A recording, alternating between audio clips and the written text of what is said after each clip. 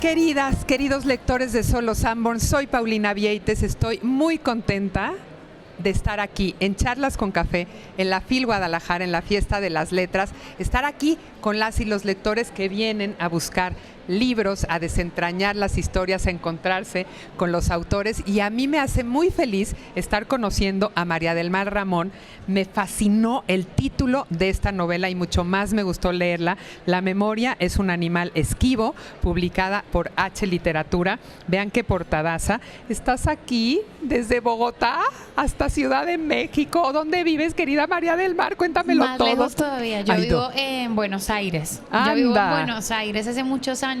No, Bogotá, somos vecinos. En Bogotá es a 2 horas y media. Buenos Aires queda muy lejos de todo. Pero la verdad estoy muy feliz porque es mi primera FIL. Y eso era un sueño, es un sueño hecho realidad estar en la Feria del Libro de Guadalajara. Es la feria, a mi juicio, y creo que no estoy exagerando, es la feria más importante de Iberoamérica. Y es una emoción total. Yo estoy en éxtasis, y además son tantos estímulos, todo el tiempo están pasando tantas cosas que me siento súper honrada y súper agradecida. Entiendo que también es un espacio que convoca autoras y autores de otros países, pero la verdad es que conmigo México siempre ha sido un país grandioso, generoso, con mi literatura, y creo que también en la historia de México siempre ha sido un país a donde podemos ir y a donde podemos volver, ¿no? Entonces eso me emociona mucho. No, me encanta que además el primer sitio de publicación sea México. Le mandamos un beso a Fer Álvarez, la editora de La memoria es un animal esquivo. Creo que tenemos mucho que ver entre países, querida María del Mar, pero que también se tocan de alguna manera nuestras historias. Hay como una voz común que está despertando en esta América Latina justamente con estas nuevas voces. Cuéntanos un poco qué habías escrito y por qué de pronto llega esta oportunidad de México y elige sí, aquí es donde tiene que nacer este libro. Yo empecé con un libro de ensayos que llegó acá después, pero empezó con un libro de ensayos que se llama Coger y comer sin culpa. ¡Qué rico! ¿Me lo traes próximamente? Porque está acá en Utópica. Me gusta. Por supuesto. Me gustan ambas. Hasta me reacomodé.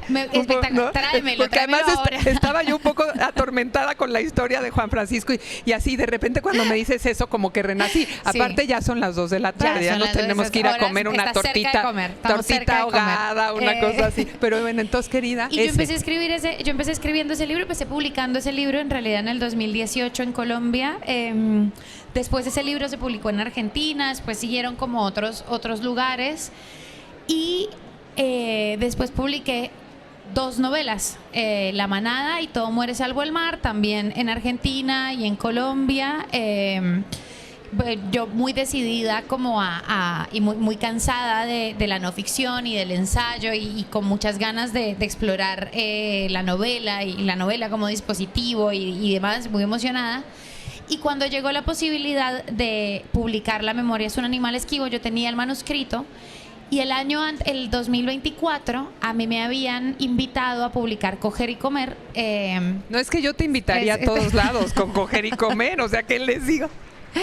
Me había invitado la editorial Utópicas, de la librería Utópicas. ¡Ay, qué bonito! Hermoso, que es un espacio que yo conocía y que me parecía espectacular. Y ellos sacaban una editorial y me habían invitado a inaugurar el catálogo. Buenísimo. Con Coger y comer sin culpa. Y yo, chicos, claro, sí, de una.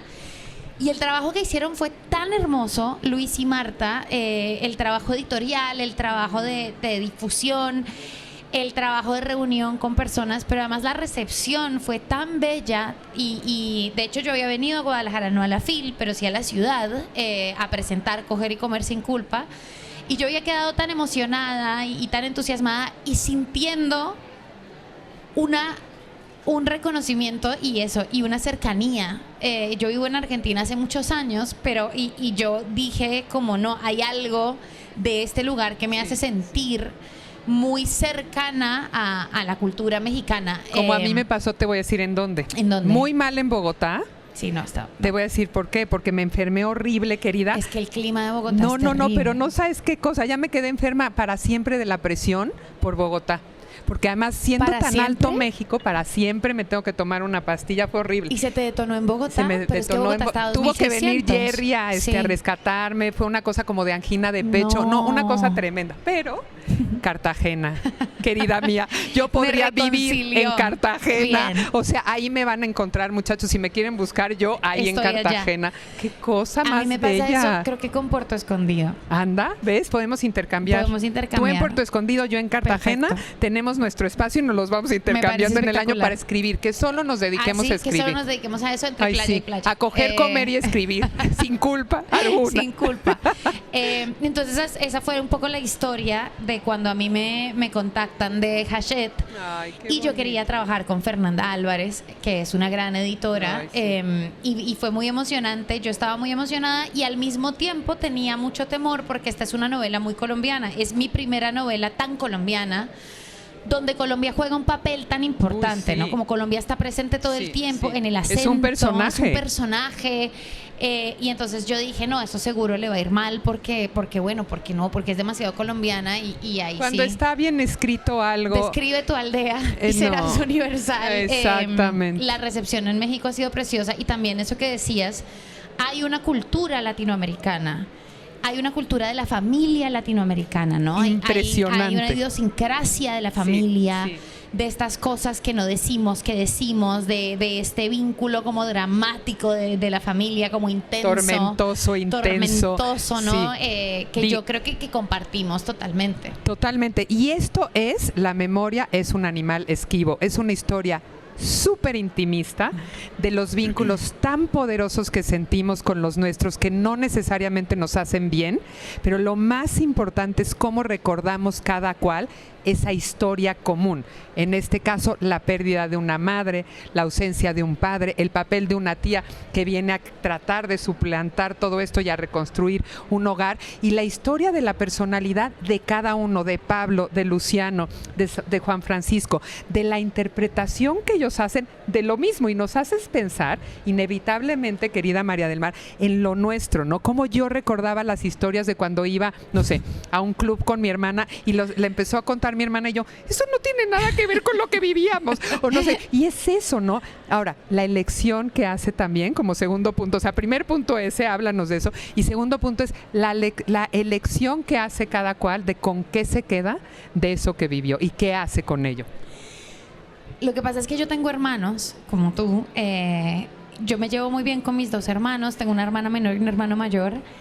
Pero nada en el mundo me genera emociones tan primitivas como mis hermanos.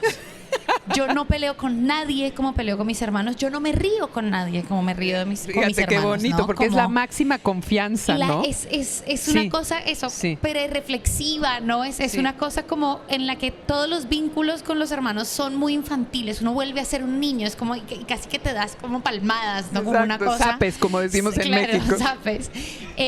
Y un poco yo pensaba en eso y pensaba también en Caín y Abel, que para mí es muy importante y que pienso constantemente en por qué. ¿Qué puede pasar ahí? Entonces yo puse a estos personajes como a explorar ese vínculo y lo que quería es que si hubiera mucho tiempo, que hubiera pasado mucho tiempo y que esto se hubiera decantado. Ya muy mayores. Muy mayores, sí. donde el ejercicio fuera, el recuerdo fuera como un insumo muy fundamental, porque ellos no tienen más para atrás que para adelante. Y creo que fue como pensando sobre esto, sobre el duelo, sobre por qué ellos no pueden, y el libro todavía no tenía nada que ver con la memoria. Yo empecé a escribir la historia y avanzada en la historia, la novela me arrojó a mí una hipótesis de por qué pasaba eso, y es porque recordamos distinto. Porque las personas que fueron testigos de los momentos que nos hicieron quienes somos recuerdan cosas distintas a lo que recordamos nosotros. Y tener un testigo que desmiente algo tan importante, pero es que yo recordaba, o sea, a mí hay una frase que me enferma que dice mi hermano, que es: mi papá nunca dijo eso. y es como, ¿Y tú? discúlpame, Claro yo que sí. basé mi personalidad en Exacto. esto que dijo mi papá hace qué 35 cosa. años. No. ¿Cómo que no dijo eso? No, eso no fue así. Nosotros no estábamos en esa casa en ese momento, no como esta cosa, porque solemos pensar que nuestros recuerdos son mucho más estables de lo que son. Totalmente, jugamos muchísimo con la memoria, recomponemos, reacomodamos, evadimos, cambiamos, sesgamos, como mentimos, reposicionamos, recolocamos. Exacto. Lo que nos duele y también lo que decidimos como que va a ser el hilo conductor de nuestra vida, como esto que decía tu padre, por ejemplo. Sí, nos recontamos. Nos volvemos a contar. Sí. Y ahí con tu segunda pregunta hay algo súper llamativo, y es que yo no creo que uno elija lo que recuerda. Yo creo que uno recuerda cosas como súper arbitrarias. Que se te aparecen así de repente. Y uno pasa muchos años haciendo terapia tratando de saber por qué recuerda esas cosas y no otras, ¿no? Y al no poder elegir lo que recordamos, sucede como esta cosa de tampoco poder elegir tan concienzudamente lo que nos hace. Y creo que eso, que es un fenómeno que una trata de desarmar y de desarticular los discursos que una se dice a una misma y de suavizar un poco como esa clase de máximas. Este personaje lo lleva al extremo, ¿no? Este es un personaje súper extremo. Además eliges que sea masculino tu personaje y no femenino. Es que yo pienso muy bien de las mujeres. Yo no podría. No podrías poner no exacto. podría ser esa tremendez de Juan Francisco. No podría existir en una mujer. No solo eso, sino esa decisión tiene que ver con que yo tenía muchas ganas de narrar el silencio, como de indagar en esta literatura sobre cómo contar el silencio. Y eso solo podía pasar en un universo de hombres y de hombres de otra generación. Que no se dicen nada. Que no se dicen nada. Que se callaron todo. Ni siquiera es como hacen las tías de uno y como hacían las tías las tías abuelas y todo. El chismerío y el secreto, ¿no? Sí, esto no se puede contar, va a ser nuestro secreto. Pero un secreto se enuncia. Y al enunciarlo hay una acción de reconocerlo. Estoy de acuerdo. Los hombres no enuncian. Exacto. Esto ni siquiera hay que decir que es secreto, porque es que esto no se va a hablar. Esto no se habla. Y lo que los aglutina a ellos y lo que los traumatiza y lo que hace que tengan este problema para gestionar sus emociones es ese silencio, ¿no? Que no tienen las palabras para anunciar su pasado, su experiencia, sus afectos. Entonces no saben cómo decirse que se quieren, no saben cómo decirse que se lastimaron. Usan una pequeña válvula de escape a través como de un humor súper violento, ¿no? Y súper bully para poder confrontarse de alguna manera y confrontarse de manera emocional. Y yo por eso, como yo quería contar esa ausencia de palabras y lo que deja ese vacío en este personaje, eso solo podía hacerse con un hombre. Con una mujer habría sido distinto. Yo no digo que todas las mujeres sean buenas en absoluto, pero creo que el procedimiento literario habría sido distinto y eso me interesaba de este personaje y de una genealogía súper masculina. Tú ves que casi no hay mujeres en la novela. Solo la tía ahí. La tía, la esposa de él, Annette, pero las mujeres intervienen en la realidad de una manera diciéndoles a todos, esto está súper mal lo que están haciendo, y se van. Exacto. Es como, o sea, esto está terrible lo que están haciendo. Que es tan fatal, pero pues ahí los dejo. Tan fatal. ¿Qué cosa? Claro, y esa es la manera con la que, o la manera en la que esas mujeres intervienen ese universo tan masculino, tan hostil, tan silencioso que ellos construyen en esa familia. Totalmente. Oye, otra cosa que pasa en la novela que es brutal, que creo que nos pasa muchísimo, porque claro, somos vulnerables, sentimos vergüenza. Ese regreso a la casa original y esa suerte de vergüenza de que nada ya tiene el brillo que solía tener a lo mejor en nuestra infancia o en nuestro pasado, ¿cierto? Entonces llegas a una casa que recordabas magnífica y de repente es un cuchitril, como decimos en México, y dices, ¿cómo pudimos haber vivido aquí? Tanta gente junta. Y empieza como desencanto que en el personaje se transforma en vergüenza. Y esto es una cosa brutal porque él no sabe. Y cuéntanos un poquito cómo gestionar con eso. Es increíble lo que destacas, porque de hecho de esa imagen nace la novela, con la imagen con la que empieza. Mi papá murió hace algunos años y yo recuerdo que después de la muerte de mi papá, unos meses después, no tanto tiempo después, yo fui a la casa donde él vivía y me pareció impresionante cómo la naturaleza había tomado posesión a una velocidad, pues se había caído una rama, había crecido el pasto, y yo decía, ¿pero qué pasó acá?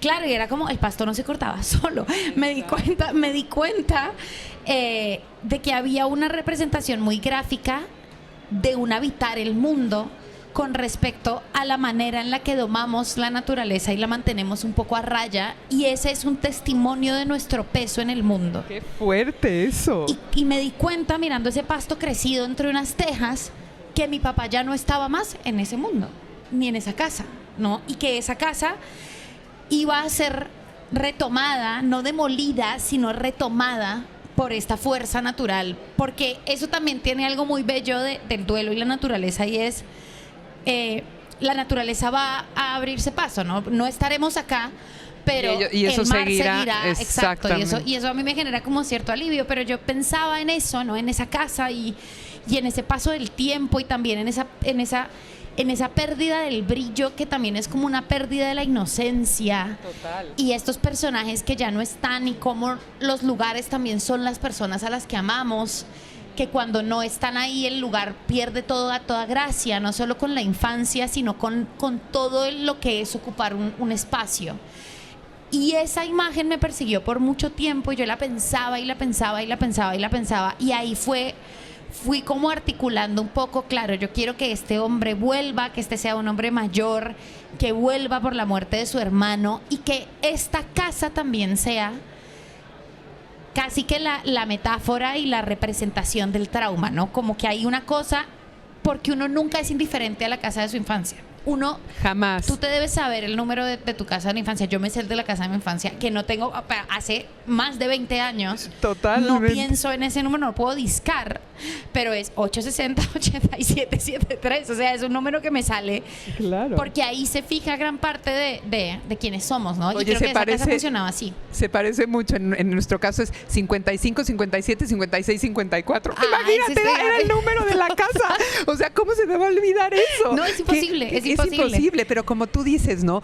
Quienes están ahí es lo que es el hogar, ¿no? Lo que significa para ti.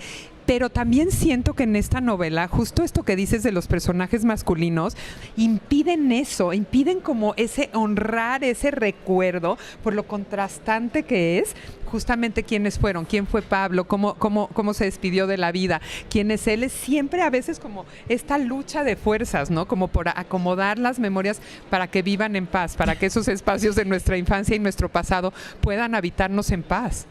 Es que la novela es exactamente eso, que es la disputa entre él dándose cuenta de que hay otras versiones, ¿no? Y esa construcción de ese narrador poco confiable para mí fue como súper compleja, yo nunca lo había hecho. Y el momento en el que vamos a Pablo es el único momento en el que cambia la voz narrativa. Cuando uno vuelve a leer cuando uno vuelve a la voz de él, uno ya piensa distinto de él, porque la sensación, o para mí lo que tiene el capítulo de la parte de Pablo es, él no es tan importante, su hermano se estaba muriendo y estaba pensando en que se estaba muriendo, y no estaba pensando, no, ay, este hermano que tengo, que no, o sea, pues sí, en algún momento hace una mención, ¿no? Como que lástima, ¿no? Bien, como, bueno, él es así. Pero esta cosa de cómo él nos está narrando su universo, él es la cosa más importante del mundo, y cuando podemos y tenemos como una ventanita a algo distinto, uno vuelve y dice, este tipo es un idiota. Este tipo es un desconsiderado. Ya me lo temía, es un idiota. Este tipo es un tarado. Ay, sí. Y creo que eso como que también para mí era un juego importante de darle un poco de aire a la novela en ese momento, y que conozcamos al narrador a partir de su poca importancia en una historia a la que él sí le importa mucho. Y también regalarme y regalarnos, creo que como lectores, pues, o al menos a mí como escritora, la posibilidad de escribir esa muerte con esa belleza, ¿no? Como de escribir esa muerte, como de divino. Honrar esa muerte. Esa partida y divino, además. Muy bello. Muy bello. Que yo creo que quienes hemos pasado por duelos familiares son momentos que no desconocemos, que tiene ese proceso de duelo familiar, ¿no? Que es tan intensamente triste, pero que tiene como estos estallidos de generosidad y de belleza. Y creo que eso es un poco como yo estoy muy agradecida con la novela por dejarme hacer ese despliegue. Eres buenísima Es maravillosa la novela y me encanta que hayas estado aquí en Charlas con Café. María del Mar Ramón, la memoria es un animal esquivo que está ya en todos los Sanborns del país. Bienvenida siempre a Charlas con Café. Muchas gracias. Vamos a intercambiar entonces casas. Vamos a intercambiar absolutamente casas y destinos. Perfecto. Bienvenida siempre. Un aplauso, por favor, a María del Mar Ramón.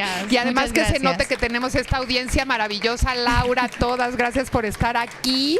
Las queremos y estamos en la FIL Guadalajara. Estas fiestas seguidas y repetidas de las letras en la casa de todos los mexicanos. Sanborns, nos vemos muy pronto.